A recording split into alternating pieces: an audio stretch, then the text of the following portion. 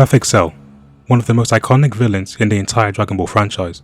Cell served as the main villain of the highly respected Cell Saga, and he was a big reason to why that saga is so beloved by fans. One of the most unique villains Toriyama has ever written, a biomechanical android consisting of the DNA of the strongest fighters in the series thus far. This very concept is what makes him so fascinating as a villain, and I think there is so much more to his character than people realize. After Goku took down the Red Ribbon Army during his childhood, Dr. Gero swore revenge by creating artificial humans, which led to the creation of Androids 17 and 18. They were created in order to destroy Goku and avenge the Red Ribbon Army. However, those weren't the only androids that Dr. Gero created. From as early as the Saiyan saga, Dr. Gero has been collecting data and research to develop an android that was fully synthesized from cells. He deployed spy robots to take the DNA from fighters like Goku, Piccolo and Vegeta. And then once Frieza and his father King Cold arrived on Earth after Goku defeated him, Dr. Gero managed to obtain their cells as well as part of the research. Cell was the ultimate project that started decades before the events of the Cell Saga. He was supposed to be the ultimate fighter who would avenge the Red Ribbon Army. Cell was told by the computer that developed him that once he absorbs Android 17 and 18, he would unlock his perfect form and become a warrior with unparalleled strength. This is what makes Cell so distinct from the other villains of Dragon Ball thus far in the series. Because unlike the other antagonists who freely chose to do these wicked deeds, Cell was literally programmed to achieve his goals. Although Android 17 and 18 were enhanced by Dr. Gero, they still had their humanity in them, and they still had a free will, which is what led to their rebellion. But Cell was created with no free will of his own, and the only thing that gave him purpose was to track down the androids to become the perfect being. We see on a few occasions in the series where Cell talks about how the computer was always telling him that in order to become perfect, he needs to absorb Android 17 and 18. In the future timeline, because Trunks killed the androids, this meant that there was no way for Cell to achieve perfection like he was programmed to do. With no androids, he would lack purpose. So he goes out of his way to kill Trunks and hijack the time machine to time travel all the way back to a point where the androids were still alive. That was how determined Cell was to achieve his goal.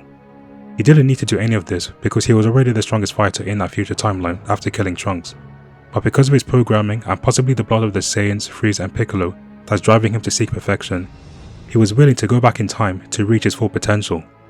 And what's interesting is that because he has the cells of the strongest characters in the series up to that point, he could use them to his advantage. Because he has Saiyan biology in him, he knows how battle hungry and how prideful the Saiyan race is. When we go back to the beginning of the Android saga, Bulma suggests that instead of training for 3 years in preparation for the androids, why not just find Dr. Gero and just kill him before he gets a chance to create his androids? That does seem like the sensible and smart way to solve the problem, but Goku and Vegeta refuse that suggestion. Vegeta is way too prideful to want to take them out the easy way. He instead wants to beat them in combat. And the same thing applied to Goku as well, because he also said he wanted to fight them. So this all started because of the battle crazy mindset of the Saiyans and their hunger for battle, which is also their biggest flaw. So because Cell has Saiyan biology inside him, he is fully aware of those flaws, so he uses that to his advantage. In his second form, after being humiliated by Super Vegeta, instead of trying to defeat him through combat, he instead tries to manipulate Vegeta into letting him absorb Android 18. Cell knows how prideful and arrogant Vegeta is, so he knows that Vegeta would never pass up such a big opportunity to test his new Super Saiyan form. Even Trunks was against this, despite him being a Saiyan himself. But Vegeta as a full-blooded Saiyan was way too arrogant and wanted to test himself against Cell in his perfect form. Then once Cell transformed into his perfect form, he easily took down Vegeta. This is what made Cell such a huge threat for these characters, because he has their cells as part of his foundation, which influences his way of thinking, and he is able to outsmart his opponents because of that. He started out in his first form as very secretive, always operating behind the shadows, slowly absorbing energy from those around him. He knew he wasn't strong enough to beat the Z fighters, so he had to play it smart and bide his time absorbing energy. Having such a strategic mindset was something he inherited from Piccolo, because Piccolo was normally the strategic one out of the Z fighters, so he used that to his advantage to gain more life force before eventually taking on Android 17 and Piccolo. And then in his second form, he exploited Vegeta's same pride to finally achieve his goal of perfection. He deems himself as perfect because since he had the DNA of the Saiyans, Frieza and Piccolo inside him, he knew their strengths and their flaws as individuals. To become perfect, one must not have any flaws at all, and that is what Cell thought of himself. He thought that because he knew the psychology of his originators, he could surpass them and become the perfect being. When you look at the fight between Cell and future Trunks, Trunks transforms into a Super Saiyan Grade 3 form that he was hiding from Vegeta. because he thought that using it would hurt his pride. But the major downside was that even though the form grants immense strength, the speed was heavily cut down at the same time. Goku, Vegeta and even Cell knew of this form and its massive drawbacks. Even Cell demonstrated himself how useless the form was in battle, and this made Trunks think he was a fool for thinking that he surpassed Vegeta. So even Cell knew instantly how pointless that transformation was, despite him not having a lot of battle experience. And this just adds more to him being perfect, with no flaws, because almost every character he faced against always had a flaw or did something foolish. Whereas Cell, up to this point, had no flaws, nor did he make any foolish decisions. But once he became perfect, what was next for him? He has finally achieved the goal that he was created and programmed to accomplish. He is now the world's strongest fighter, so what was his next plan? Dr. Gero designed him to become perfect and then eventually kill Goku. Killing Goku was still part of his plan, but Cell thought he was way above Goku and that killing him would just be something that doesn't spark his interest. It seems that Cell's final ultimate goal was now different to what he was programmed to do. His ultimate goal was to assert his power and dominance over the people on Earth. He gave them a final chance at survival by giving them 10 days to train and prepare for the tournament called the Cell Games, which was based off the Tenkaichi Budokai tournament Goku and his friends used to participate in. He asks Trunks if they were given more time to train, would they get stronger? After learning about how hard Goku was training to defeat him, this intrigued Cell in wanting to start the Cell Games. I noticed that this is the exact same thing that happened between Second Form Cell and Super Vegeta. Vegeta asked him if he was given the chance to absorb Android 18, would he be strong enough to give Vegeta a good challenge? So it seems that as Cell was evolving through his forms, he started to become more egotistical and more similar to the fighters he was created from. He mainly started his tournaments to not only test his perfect form, but to also enjoy himself. This sounds similar to how Goku views his fights. Goku trains to become stronger, not because he is a traditional superhero, but simply because he enjoys the thrill of fighting against strong opponents. It's similar to Cell, but also the opposite. Cell does enjoy fighting because of his Saiyan biology, but what's different is that he also enjoys terrorizing those weaker than him. If Cell wins the Cell Games, he will kill every single person on Earth one by one, terrorizing them in the process. It is a similar mindset to King Piccolo, who loved watching the terror on people's faces when he was taking over the world. He even had some of Frieza's evil nature embedded in that goal too, because Frieza also loved asserting his dominance over the universe. So with Cell's final goal, it was a mix between Goku's love for fighting, Frieza's desire in dominance and superiority, and King Piccolo's love for terrorizing those weaker than him. This goal is what gives Cell meaning and a new purpose in his life.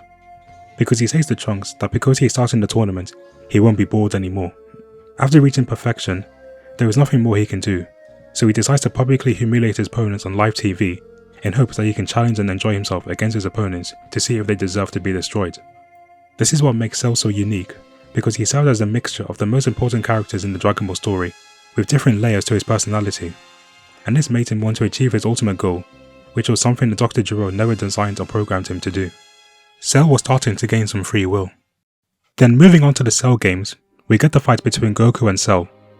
Goku gives up and instead lets his son Gohan to take on Cell instead, because he was the only one with the potential to defeat Cell. Gohan vs Cell is one of the most iconic fights in the entire franchise, with some really memorable and captivating moments throughout the fight. But even with this fight, there is a lot of depth regarding the rivalry between Gohan and Cell. Gohan and Cell are pretty much written to be two sides of the same coin. With Gohan, he was introduced as a half Saiyan, half human hybrid with insane levels of potential as a martial artist. But the difference between Gohan and Goku is that Gohan doesn't enjoy fighting like his father does. He only fights when he feels that he needs to instead. He only fights when he feels that he needs to, instead of just for the enjoyment of it like Goku. This contrasts with Cell, because Cell was created for the sole purpose of achieving his perfect form, and he could only do so by absorbing the androids. So Cell also had insane levels of potential just like Gohan in the beginning, but the difference is how they both reached their potential. Cell loves to fight unlike Gohan, and he will do anything to get stronger and reach his perfection. He was so determined that he went back in time to a point where the androids were still alive, because Cell needed to reach his full potential. Gohan does not like to fight at all, and even though his power increases exponentially when in rage, he still hates that feeling of getting angry in battle. Gohan would prefer to even never reach that potential, since he said he wanted to become a great scholar when he grows up. This parallels directly with Cell, who wants to reach his full potential because that is what gives him purpose. This was brought up in the conversation between Gohan and Cell. Gohan says that he does not like to fight nor kill anybody, and that if he was to lose control in his anger, he would be strong enough to kill Cell. This pushes Cell to want to see Gohan's potential even more, so he tries to get him angry by attacking his friends. Again, this points back to the scene between Vegeta and Cell, where Vegeta got so arrogant that he was curious and wanted to see Cell's perfect form. Cell is again making the same mistake that Vegeta made back then. Another similarity between Gohan and Cell is the fact that both of them consist of genetics from more than one race. Gohan has the blood of a Saiyan from his father Goku, and he has the blood of a human from his mother Chi-Chi. Cell has his Saiyan blood from Goku and Vegeta, blood from Frieza and his father King Cold, and Namekian blood from Piccolo. But the difference is that Cell was artificially created in a laboratory with no loving parents, and he would use his genetics to his advantage by strategizing and manipulating his opponents to reach his perfect form. But with Gohan, because he was raised by his human and Saiyan parents, and the fact that he was trained by Piccolo, he gained power through his experiences, training, and learning more about the world. Notice how Cell never trained or bothered to hone his skills after becoming perfect. He waited throughout the 10 days doing nothing, but Gohan spent some of that time to train. And the important thing that really distinguishes between them is their morality. Their morality is what makes them true opposites in this arc, and it's also what led to Gohan defeating Cell. Although Gohan and Cell are both hybrids with mixed DNA inside them both, there was one thing that Gohan had that Cell lacked, and that was his humanity. When you look at the genetic framework of Cell, notice how he never had any human cells as part of his creation. He has Saiyan blood, Namekian blood and Frieza's blood, but he has no human blood in him. And that is what made Cell become so immoral. And in the world of Dragon Ball, humanity has always been very important when it came to changing its characters. Even though Goku was a full-blooded Saiyan, he was raised on Earth by his grandpa Gohan, and was trained by Master Roshi, and Goku learned the differences between right and wrong. Vegeta started out as the evil Saiyan prince, but over time, after he spent time on Earth with Bulma, and being influenced by Goku because of his earthly upbringing, Vegeta changed into a better person by the end of the series. The nameless Namekian lived on Earth, and through his experiences with living with good and bad humans, he was able to split himself into Kami, who was purely good, and King Piccolo, who was pure evil. And with Piccolo Jr., because of him being influenced by Gohan's gentle nature, and Goku's kind nature that he gained from his grandpa Gohan, he also changed into a better person. So what made Gohan differ from Cell was the fact that he still had his morality and his empathy, which Cell does not have. This is what made the Super Saiyan 2 scene so impactful, because Android 16, who was an android, loved the nature and the animals on Earth. So even Android 16 had some humanity to him, unlike with Cell. Because Cell instantly crushes him to pieces without any care or any sympathy, because he only cared about enjoying himself in battle. And because Gohan had a gentle nature and a sense of morality, he got upset over the death of Android 16, which led to the Super Saiyan 2 transformation. And in his new form, Gohan was way too strong for Cell to handle. Cell even started to regret pushing Gohan past his breaking point, because he was no match for Gohan. After he realized his inferiority, he decides to fire a Kamehameha at Gohan as a last resort, and he says that if he dodges the attack, then the Earth will be destroyed. This is the exact same scenario as to when Vegeta from the Saiyan Saga was going to destroy the Earth with his Gallic gun if Goku dodged the attack. So Cell is now resorting to tactics that the earlier Cell wouldn't have thought of doing. And after Gohan humiliates him even more, Cell resorts to another tactic, and that was to become more muscular but at the cost of his speed. This is the exact same transformation that Trunks used against him earlier, and Cell called him a fool for using that form. But because Cell's ego has been bruised so badly, he was blinded by rage, he is now resorting to the same tactics that he was ridiculing the other characters for using. Another important thing to look at between Gohan and Cell is the fact that Gohan actually could have become like Cell. When Gohan realized he was way stronger than Cell, instead of trying to finish him off like Goku was telling him to, he instead preferred to toy with him and wanted to make him suffer even more.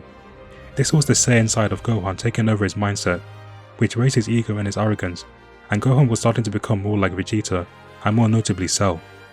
Because Gohan let his ego get the better of him, Goku had to sacrifice himself to solve Gohan's biggest mistake. It was then that Gohan finally rejected that mindset, and he realized that his duty was to finish off Cell for good and to become the hero of the Earth. And Gohan finally defeated Cell for good, and the reason why this fight even got to this point was because Cell got way too arrogant and egotistical that he pushed Gohan to his absolute limit, and it was something that he deeply regretted. And Cell thought of himself as the perfect being with no weaknesses or any flaws in his design, but we see in the fight against Gohan that Cell was actually far from perfect, which is the true irony. He started out as a very strategic fighter with a sound mind who never let his emotions get the best of him, but as he started developing into his perfect form, that is when his ego and his sense of immorality amplified to a high degree, and that is what led to his downfall. Cell was the embodiment of the dark side of each of the characters he was synthesized from. This meant he inherited those same flaws that they had, like the Saiyan's pride in their thirst for battle, and the cruel nature of Frieza and King Piccolo. And because he had no human cells, he had no sense of morality or empathy for the people and the animals on Earth, unlike Gohan and Android 16. And it was this immorality that led to Cell meeting his end. So what is the Cell Saga teaching us? It could be teaching us that no one is perfect. Everyone has a flaw or a dark side to them, but it's up to us to try and overcome them and to not let it define us.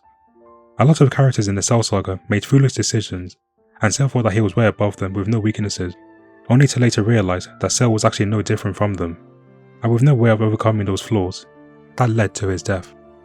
Thank you guys so much for watching this video. I do plan on doing more character analysis videos on Dragon Ball characters, because I think there is a lot more to Dragon Ball than just the epic fight scenes and the transformations. So if you guys enjoyed this video, please leave a like, subscribe for more, and I'll see you guys in the next video.